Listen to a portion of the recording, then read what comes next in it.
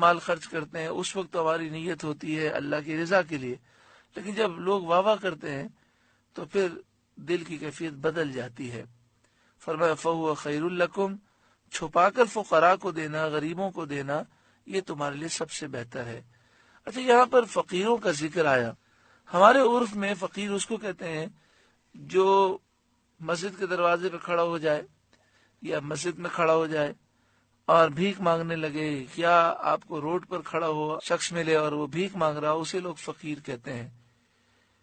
دیکھیں، ایسے فقراء یا ایسے لوگ کہ جو فقیر کہلاتے ہیں مگر ان کا پیشہ ہی بھیک مانگنا ہے، ان کو دینے سے ہمارے علماء نے منع کیا ہے۔ اسی طرح یہ بھی مسئلہ یاد رکھیں کہ جو مسجد میں سوال کرے، جس طرح ہمارے یہاں ہوتا ہے کہ جیسے ہی نماز ختم ہو جاتی ہے تو ایک شخص کھڑا ہو کر بلند آواز سے کہتا ہے کہ میری مدد کریں، میرے ساتھ یہ مسئلہ ہے، وہ مسئلہ ہے، ایسے شخص کو دینا منع ہے، اور ایسے شخص کو پیار محبت سے سمجھا دینا چاہیے کہ مسجد میں بھیک مانگنا، آواز بلند کرنا یہ منع ہے۔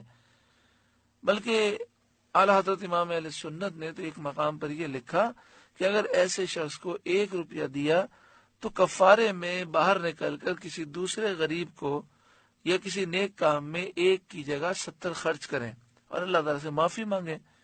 کیونکہ جب لوگ مسجد میں اس طرح کے لوگ سوال کرتے ہیں اور لوگ ان پر پیسے خرچ کرتے ہیں تو ان کی عادت بن جاتی ہے اور اس طرح ان کی حوصلہ افزائی ہوتی ہے، تو ان کی حوصلہ افزائی نہیں کرنی چاہیے۔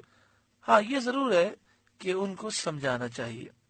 اسی طرح جو روڈ پر کھڑے ہو کے بھیک مانگتے ہیں، جن کا پیشہ ہی بھیک مانگنا ہے، ان کو نہیں دینا چاہیے، بلکہ یہاں فقراء سے مراد وہ غریب لوگ ہیں جو سفید پوش ہوں یا یوں کہیے کہ مستحق ہونے کی وجہ سے وہ سوال کریں، ان کا پیشہ بھیک مانگنا نہ ہو، ان کو چھپا کر دیا جائے تو یہ بہت افضل ہے۔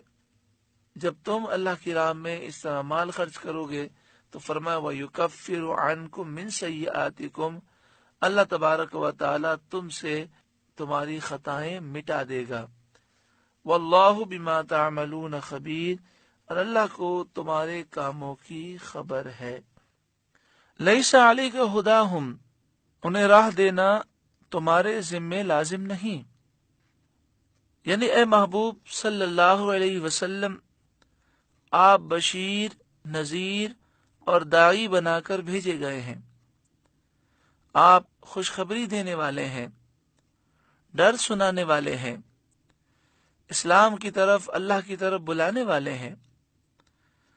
آپ کا فرض دعوت پر پورا ہو جاتا ہے، اس سے زیادہ جد و جہد آپ پر لازم نہیں۔ شان نزول یہ ہے، اسلام سے پہلے مسلمانوں کی یہودیوں سے رشتہ داریاں تھیں، اس وجہ سے وہ ان کے ساتھ سلوک کیا کرتے تھے۔